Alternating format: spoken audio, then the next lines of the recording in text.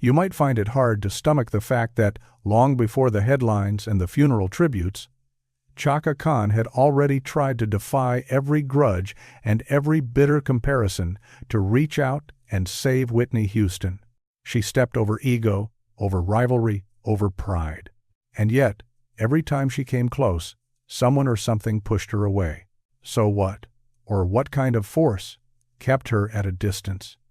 And what terrible secret is buried behind the way Whitney's life ended?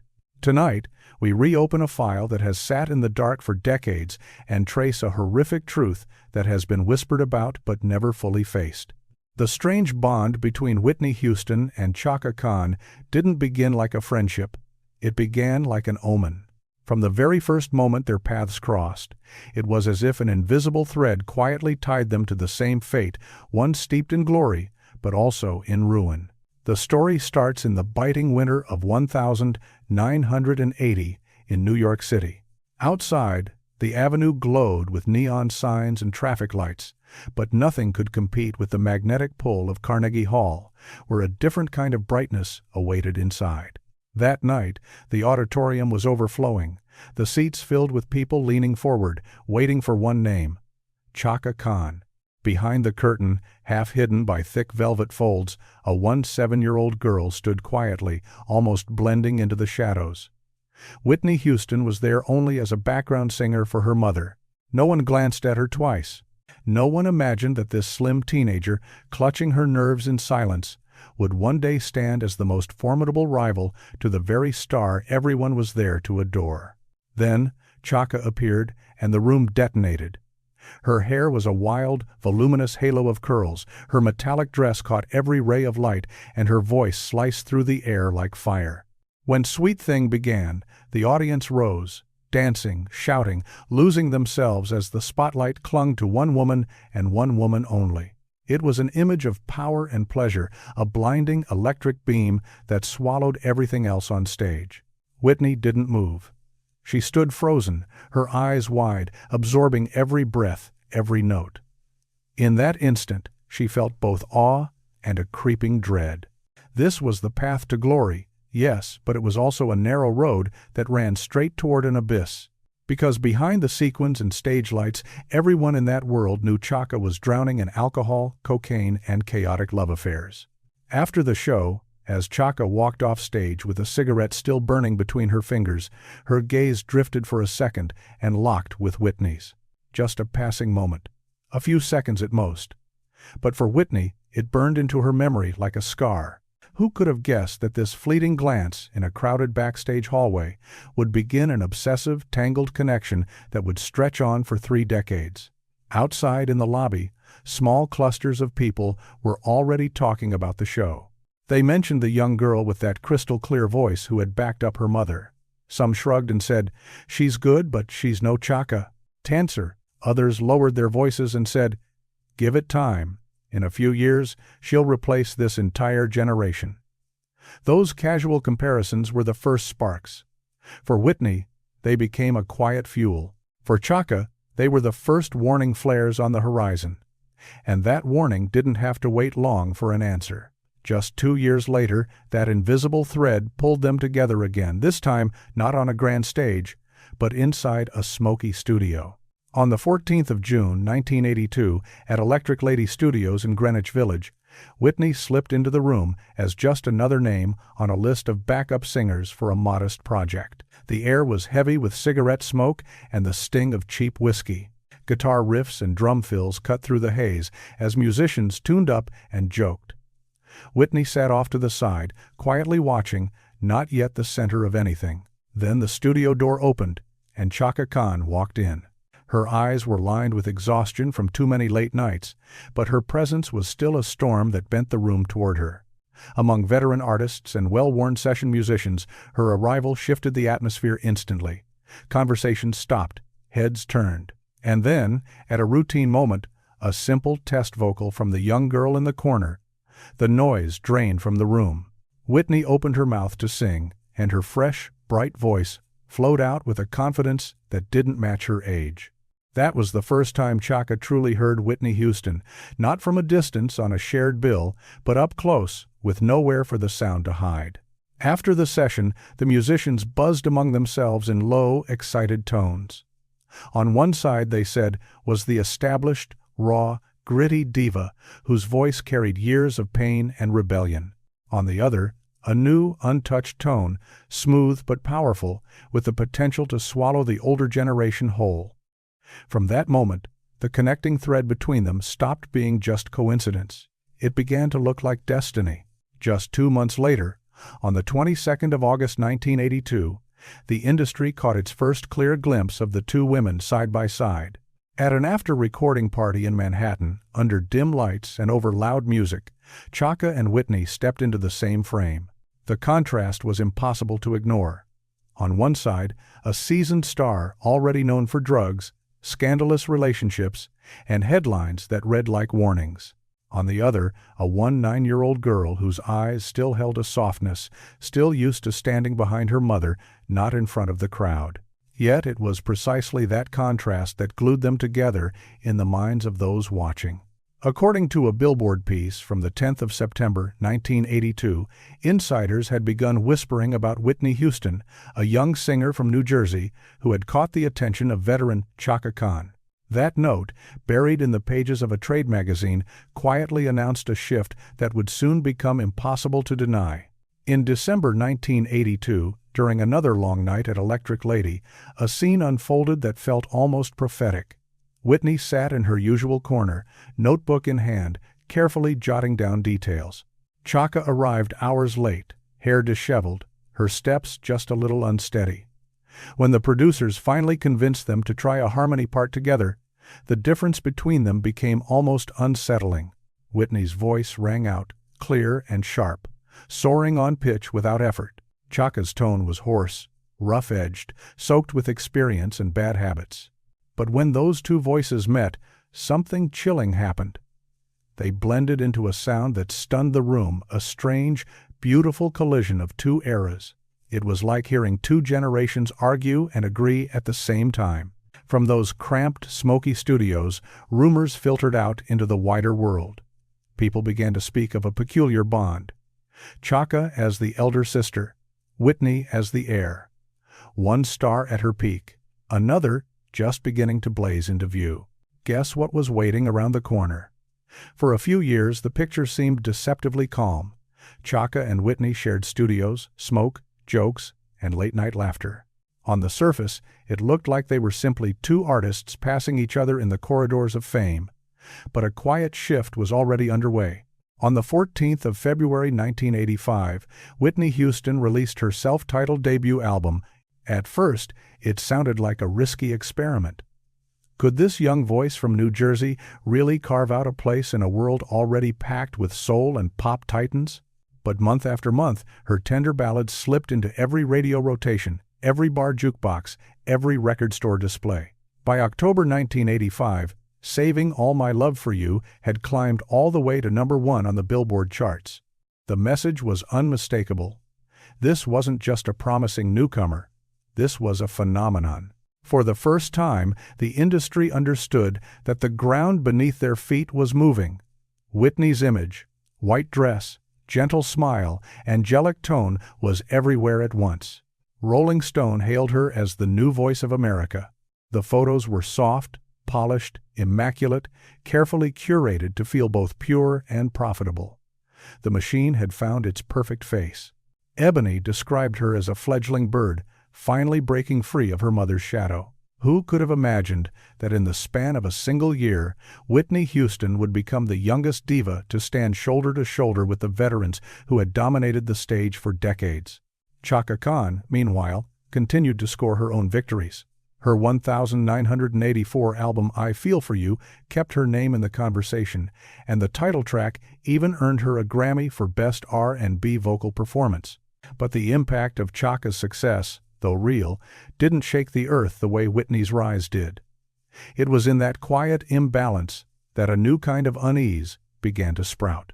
On the 25th of February 1986, at the Shrine Auditorium in Los Angeles, the 28th Annual Grammy Awards turned that unease into something undeniable. The hall was packed, cameras flashing in every direction.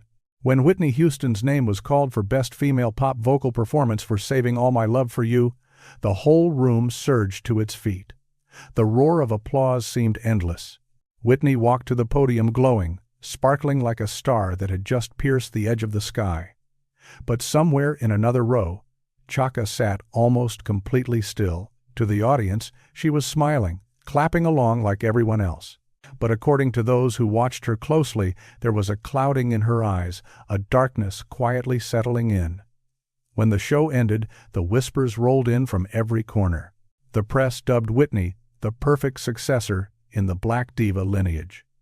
Critics wrote that she carried the soul of gospel, but wore it in a clean, commercial pop shell. It was something, they hinted, that Chaka Khan, with her rebellious image and stormy reputation, had never been allowed to represent. People began to pit them against each other with simple, brutal labels. One was now spoken of as the glorious past, the other, the blinding future. That comparison cut both ways. So let's ask the question. When the world celebrates the youth rising to the top, what happens inside the one who paved the road first? When the name Whitney Houston is spoken in the same breath as Chaka Khan's successor, is that truly a compliment, or is it a premature obituary for Chaka's reign? In April 1986, Billboard ran a stark line. Whitney Houston, they said, had reclaimed the Soul Crown, but with a cleaner, more marketable formula. On the surface, it sounded harmless. Just another industry observation. Hidden underneath, it was a blade. The era of rebellious funk, raw and unpredictable, was being quietly declared over. The age of polished pop soul had officially begun. And who had once embodied that wild, rebellious funk more than anyone? Chaka Khan. Then, in July 1986, Ebony published a commentary that shook insiders. According to that piece, Whitney Houston might represent the end of the previous generation. Those cold words landed like a hammer, closing the lid on a coffin, sealing an era that Chaka had once ruled. Backstage at events around that time, witnesses later recalled that Whitney still greeted Chaka with the same politeness, the same careful smile, but the air between them had changed. The hugs they shared in front of cameras no longer carried warmth. They felt staged, like a ritual performed for the public rather than a genuine embrace. Whitney, by most accounts, didn't fully realize what was happening. She was swept up in tours, chart positions, and interviews. But Chaka felt it with painful clarity. Her place in the spotlight was being overshadowed day by day. From this point on, everything turned into a long, slow slide. Tiny cracks in their relationship became distance. That distance hardened into a wall. The sisterhood, once admired by fans and journalists alike, began to fracture in ways people could feel, but not yet name. From 1985 to 1986, Whitney Houston rocketed into superstardom that few artists ever reach, while Chaka Khan, for the first time, felt herself slipping into the background of a story she had helped write. It wasn't just a simple changing of the guard. It was the beginning of a silent war, a confrontation no one publicly admitted, but everyone could see. In the shadows of that period, the seeds of jealousy, frustration, and helplessness took root. And those seeds would later explode into a tragedy that no one, not even Chaka, could stop. Whitney Houston's ascent to the very top of the music world happened almost too quickly for anyone to process. After the Grammy storm of 1986, it felt as if the whole planet had quietly agreed on one thing.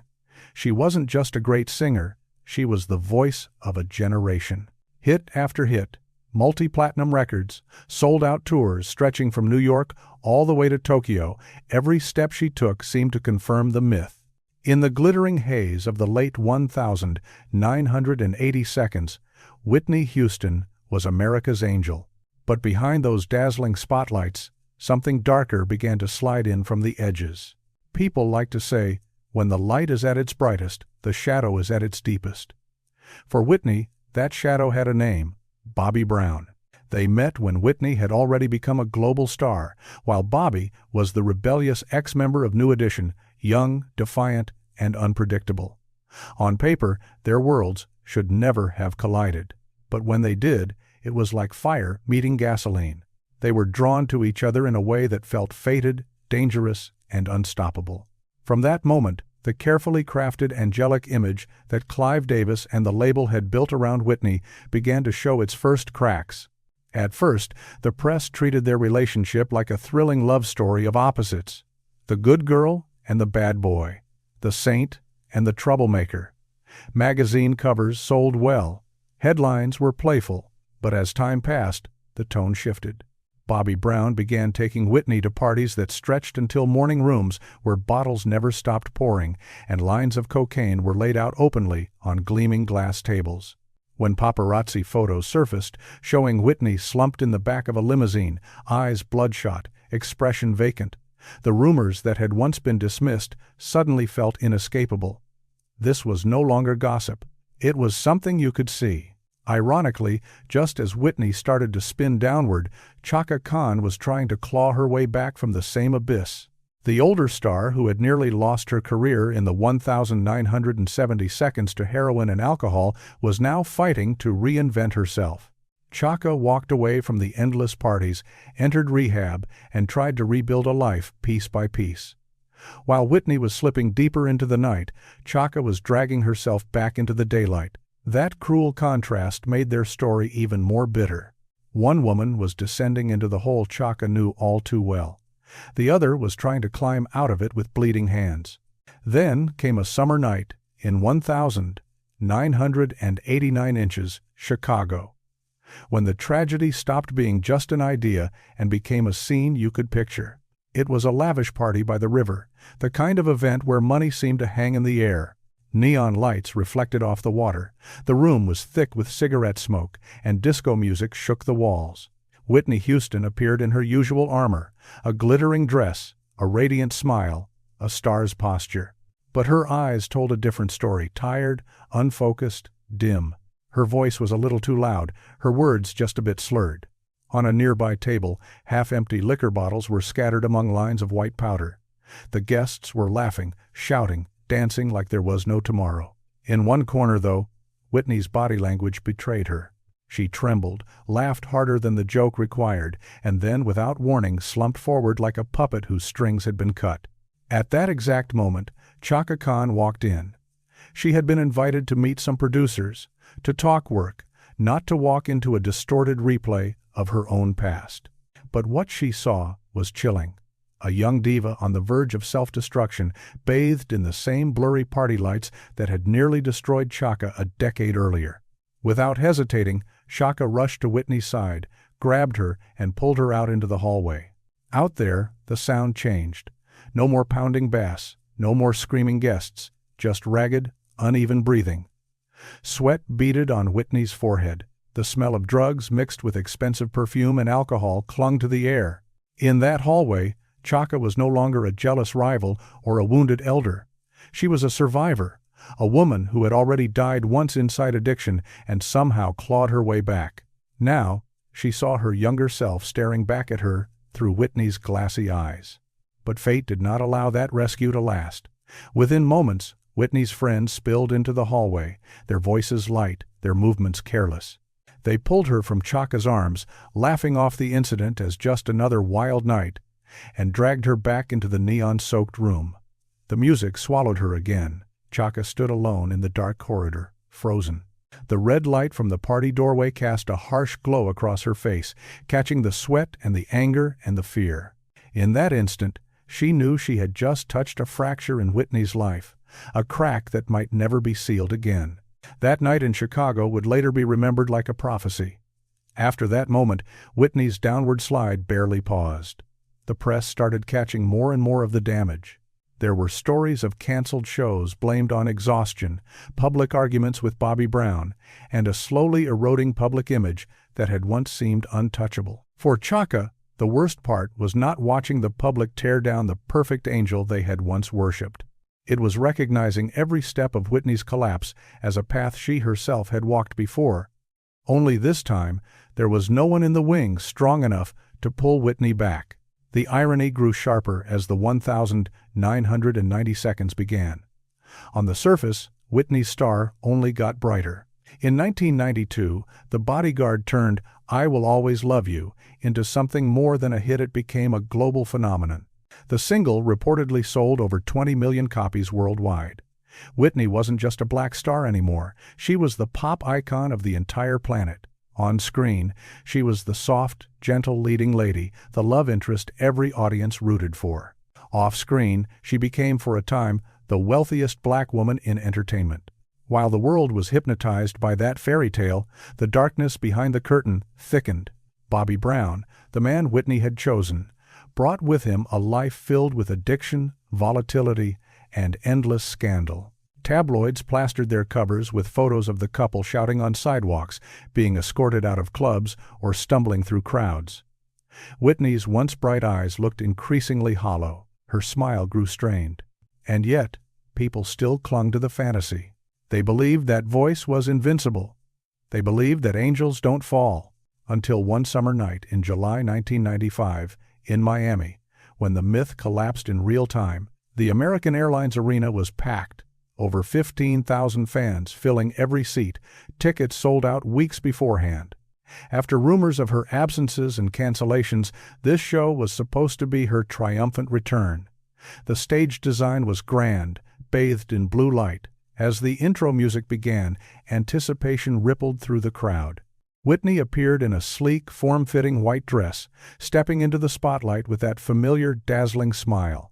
The opening number was, "I Have Nothing." But almost immediately, something was wrong. From the first notes, her voice trembled. High notes that had once soared effortlessly now wavered and fell flat. Her breathing was off, shallow and strained.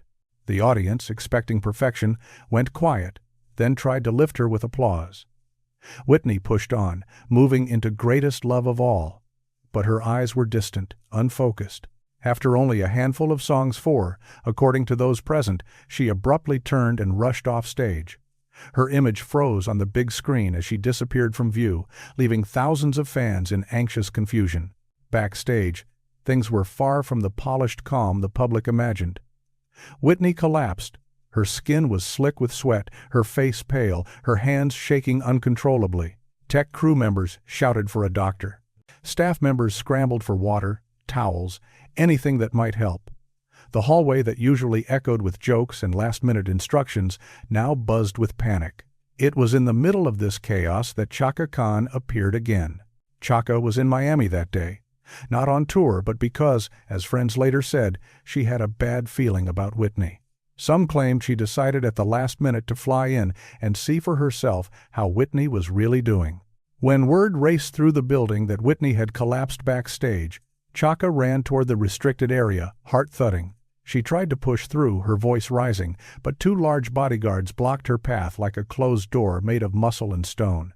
In front of her, there was no backstage glamour, just a barrier that would not move. Chaka shouted, demanding to be let through, insisting she needed to see Whitney. According to people who were there, she didn't care about how she looked, didn't care if anyone thought she was out of control. She wanted in. But the answer was a cold, flat refusal. She wasn't needed. Some witnesses later claimed that Bobby Brown himself was nearby and subtly signaled to the guards not to let Chaka pass. They believed he wanted Whitney to remain dependent on him and feared any outside influence that might pull her away. Chaka, who had come hoping to be a lifeline, found herself pushed to the edge instead. Furious and desperate, she reportedly lunged forward and almost struck one of the guards. The tension in that narrow corridor was suffocating. Technicians and staff rushed in to separate them before the confrontation exploded further.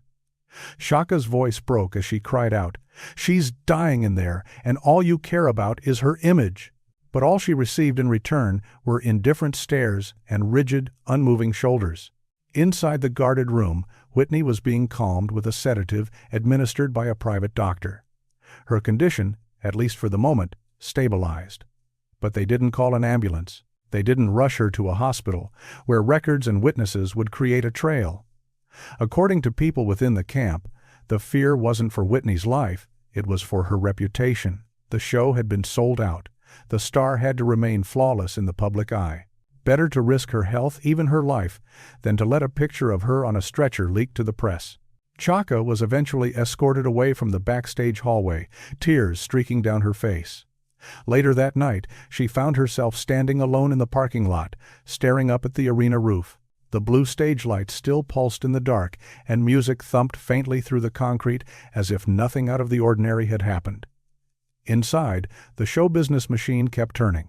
Outside, Chaka stood in silence, knowing she had hit another invisible wall. The next day, mainstream media kept the story neat and sanitized. Reports simply stated that Whitney Houston had been exhausted from a demanding schedule. No mention of a collapse, no mention of panic backstage, no mention of Chaka Khan's presence or her attempt to get through the door. Officially, it was a minor incident, barely worth a headline. But inside the industry, the real story raced from mouth to mouth. People whispered that Whitney had taken a dangerous combination of substances before the show. They said Chaka Khan had tried to intervene and been shut out. They said management had decided to bury the truth rather than risk the brand. To the public, Whitney kept touring, kept releasing music. But the way people looked at her had changed. They started asking the question no one wanted to say out loud. Was the angel falling? For Chaka Khan, that night in Miami was more than a disaster. It was an answer. In Chicago in 1989, she had grabbed Whitney by the shoulders and felt a brief, fragile chance to pull her back. In Miami in 1995, she learned that chance was gone. There were forces around Whitney family, Bobby Brown, managers, executives that formed a wall she could no longer breach. After that night, whatever remained of their sisterly bond was, in practice, over. Publicly, the two women still crossed paths. The world remembers Whitney's 1992 re-recording of I'm Every Woman, originally Chaka's song, where Chaka provided background vocals. On camera, it played like a passing of the torch, a joyful collaboration between two queens. But in Chaka's heart, according to those close to her, she knew the door had quietly been locked. Whitney no longer truly trusted her, and the people who controlled Whitney's world would never allow Chaka near that inner circle again. The night in Miami never took up more than a line or two in official biographies. In the sanitized version, it was just a moment of fatigue, a diva overwhelmed by a heavy workload. But for those who stood in that hallway, it was a live prophecy playing out in real time. A superstar crumpled behind a door, an older survivor screaming to help and being shoved away, a deliberate choice to shield a reputation rather than protect a life. When a hand reached out to save her, Whitney didn't grasp it, or perhaps was prevented from doing so. And in the end, she would be the one to pay the highest price. As the new millennium dawned, Whitney Houston no longer resembled the angel in the white dress who had ruled the 1,980 seconds. The glow was still there on stage, at least from a distance. But up close the mask had begun to slip. What happened in Miami in 1995 hadn't been an isolated moment, it was a warning. And from the year 2000 onward, the tragedy stopped hiding in the shadows. It erupted into plain sight, brutal and undeniable for the entire world to watch. On the 7th of December 2000, airport authorities in Hawaii detained Whitney Houston when marijuana was discovered in her luggage. The news traveled across the globe in hours. It wasn't a whisper behind closed doors. It wasn't a vague excuse of fatigue or stress. For the first time, the public was forced to confront the truth they had tried to ignore. The angel was falling, and the descent was real. Instead of recovering, Whitney seemed to spiral further. Concerts were canceled at the last minute, sometimes with little explanation beyond health issues. Each new public appearance shocked fans more than the last. Her once flawless face appeared drawn and hollow. Her legendary voice shook and cracked. Her eyes, once bright and alive, often looked lost, vacant. Magazine headlines turned colder, crueler, leaning on phrases like fall from grace, as if her life were nothing more than a plot twist. Bobby Brown, instead of being a lifeline, appeared to drag her deeper into chaos. According to many reports, their marriage was riddled with violence, addiction, and explosive arguments. They were often portrayed as one of the most infamous black couples in Hollywood, chased from bars, followed out of nightclubs, occasionally intercepted by the police. Cameras were always nearby. If the 1,980 seconds had played like a carefully polished fairy tale, the 2000s unfolded, more like a raw, unscripted play, exposing every fracture, every bruise, every scream. In the summer of 2005, Bravo aired a reality show called Being Bobby Brown. On paper, it was meant to be his comeback, a peek into his life, a chance to reframe his narrative. In reality, it became something else entirely. A tragic spectacle that stripped away what little privacy Whitney still had. Viewers were stunned to see the woman who had once embodied elegance and control now captured in footage where she screamed, rambled, and slurred her words, clearly under the influence in several moments. Many longtime fans admitted they couldn't even finish certain episodes. One particular scene lodged itself in the public's mind like a shard of glass. Whitney and Bobby sat together in a bathroom, while Bobby graphically described dealing with a grotesque, intimate bodily issue involving his wife. Whitney laughed uncontrollably, detached from the humiliation, her reactions dazed and disoriented. That scene, aired in July 2005, became a gruesome symbol of how far she had fallen. It didn't just chip away at her image, it shattered it. People asked themselves a painful question: how had the voice behind "I Will Always Love You" been reduced to this? The show was eventually canceled, but the damage was permanent. The stain on her legacy could not be wiped away by a press release or a photo shoot. From that point forward, Whitney was no longer treated as an untouchable legend. She became a living exhibit of what fame, drugs, and domestic turmoil could do to a human being. Her life turned into a cautionary tale, replayed in slow motion on cable television. During those years, Chaka all but disappeared from the mainstream conversation surrounding Whitney. She wasn't on the reality show, she wasn't in the tabloid photos, and her name rarely appeared in the loudest headlines. Yet inside the industry, those who knew her said she watched Being Bobby Brown with a kind of agonized recognition. For Chaka, Whitney was no longer just a younger artist or a lost friend. She was a reflection, a mirror held up to Chaka's own past, except this time the whole world had front-row seats. According to one close source, when Chaka tried to watch the first episode, she turned off the television halfway through and broke down in tears. She didn't need to see more. The signs were all there. The erratic behavior, the fragile body language, the nervous laughter covering up something much darker. Miami in 1995 had shown her she could not reach Whitney anymore. The 2000s proved that even the public, once protective and adoring, had begun to turn away, choosing fascination over compassion. On the 14th of September, 2001, Whitney appeared at a memorial event honoring the victims of 9/11.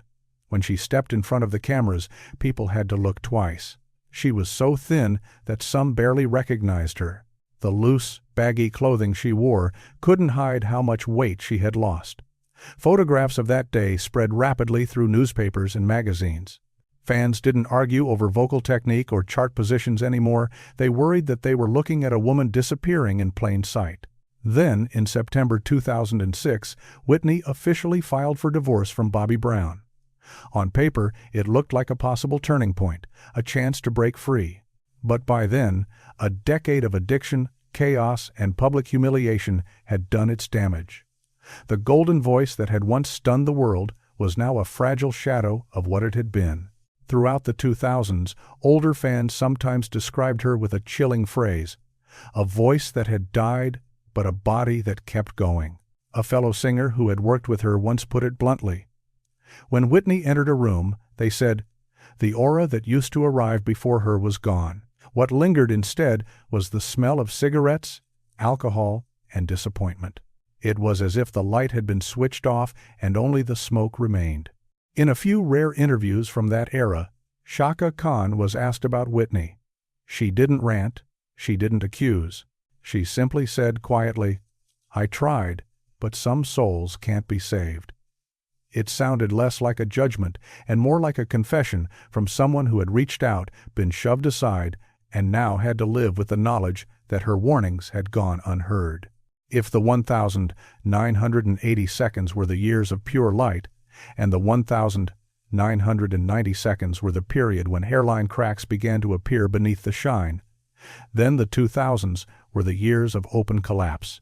Whitney's breakdown was no longer edited out, no longer hidden behind stage curtains and carefully worded PR statements. She was crushed out in the open, under the relentless gaze of cameras, her pain transformed into content, her ruin turned into a show for the world to watch. Who could have imagined that the same angel who once made the entire world hold its breath with "I Will Always Love You" would close out her decade with bathroom scenes on reality TV, collapses on stage, and disheveled tabloid photographs? Those weren't just scandals. They were warning lights, signs that an ending was slowly, relentlessly approaching. On the 11th of February 2012, Los Angeles shimmered under the glow of Grammy weekend. Limousines lined the streets, red carpets were rolled out, and the city hummed with excitement for music's biggest celebration.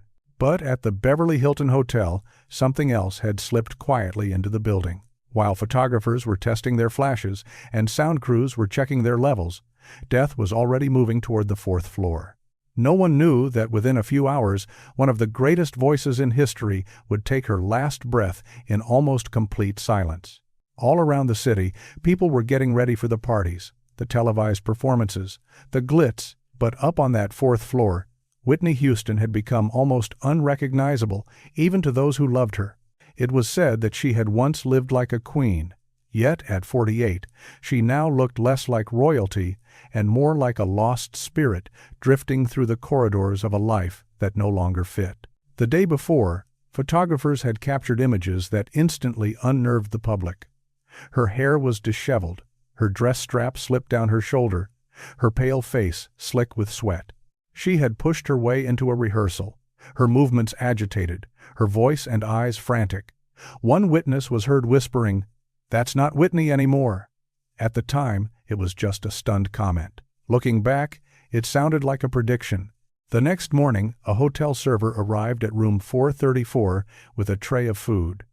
When the door cracked open, the scene inside was bleak. A bathrobe lay crumpled on the floor. The heavy smell of alcohol and cigarettes clung to the air. Empty pill bottles were scattered across a table next to a drained bottle of champagne. Whitney appeared briefly, trying to smile, but the expression on her face was thin, icy, more like a quiet announcement of doom than a grief.